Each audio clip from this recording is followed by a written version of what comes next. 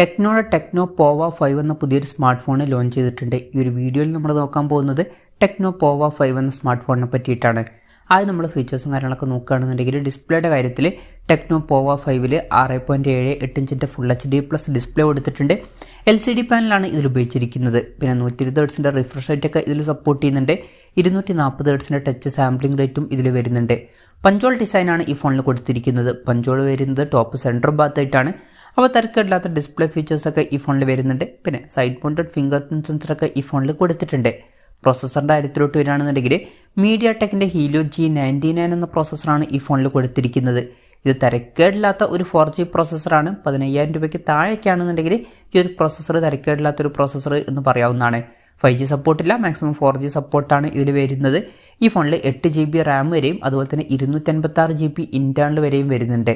പിന്നെ എക്സ്റ്റൻഡഡ് റാം എന്നുള്ള ഫീച്ചറും ഇതിൽ കൊടുത്തിട്ടുണ്ട്. അതായത് എക്സ്ട്രാ റാം വേണ്ട സമയത്ത് ഇൻറ്റേർണൽ മെമ്മറിയിൽ നിന്ന് കുറച്ച് മെമ്മറി എടുത്തിട്ട് അത് റാമായിട്ട് യൂസ് ചെയ്യും. അങ്ങനെ 8GB റാം വരെ എക്സ്ട്രാ നമുക്ക് ലഭിക്കുന്നതായിരിക്കും. പിന്നെ ഫോൺ വെട്ടം നീറ്റാതിരിക്കാൻ വേണ്ടിയിട്ട് വേപ്പർ ചേമ്പറും അതുപോലെ തന്നെ ഗ്രാഫീൻ ഹീറ്റ് സിങ്കും ഒക്കെ ഇതിൽ ഉപയോഗിച്ചിട്ടുണ്ട്. നല്ല വൈബ്രേഷൻ എഫക്റ്റിന് വേണ്ടിയിട്ട് Z-ആക്സിസ് ലീനിയർ മോട്ടർ ഇതിൽ കൊടുത്തിട്ടുണ്ട്. സ്റ്റീരിയോ സ്പീക്കേഴ്സ് ഇതിൽ വരുന്നുണ്ട്. DTS സൗണ്ടിൻ്റെ സപ്പോർട്ടും കാര്യങ്ങളൊക്കെ വരുന്നുണ്ട്. Android 13 ബേസ് ആയിട്ടുള്ള സോഫ്റ്റ്വെയർ ആണ് ഇതിൽ കൊടുത്തിരിക്കുന്നത്. ക്യാമറയുടെ കാര്യം പറയുകയാണെന്നുണ്ടെങ്കിൽ ഫോണിൻ്റെ പിന്നിൽ ഡ്വൽ ക്യാമറ സെറ്റപ്പ് കൊടുത്തിട്ടുണ്ട്. 50 MP മെയിൻ ക്യാമറ സെൻസറാണ് ഈ ഫോണിൽ വരുന്നത്. രണ്ടാമത് ഒരു ഡെപ്ത് സെൻസറും ഇതിൽ കൊടുത്തിട്ടുണ്ട്. ഫ്രണ്ടിൽ 8 MP സെൽഫി ക്യാമറ ആണ് വരുന്നത്. ബാറ്ററിയുടെ കാര്യത്തിലോട്ട് വരികയാണെന്നുണ്ടെങ്കിൽ 6000 mAh ബാറ്ററിക്ക് ഈ ഫോണിൽ വരുന്നുണ്ട്. മികച്ചൊരു ബാറ്ററി കപ്പാസിറ്റി ഇതിൽ കൊടുത്തിട്ടുണ്ട്. അതുമാത്രമല്ല 45 വാട്ടിൻ്റെ ഫാസ്റ്റ് ചാർജിങ് സപ്പോർട്ടും വരുന്നുണ്ട്. Type C ചാർജിങ് പോർട്ടും ഇതിൽ കൊടുത്തിട്ടുണ്ട്.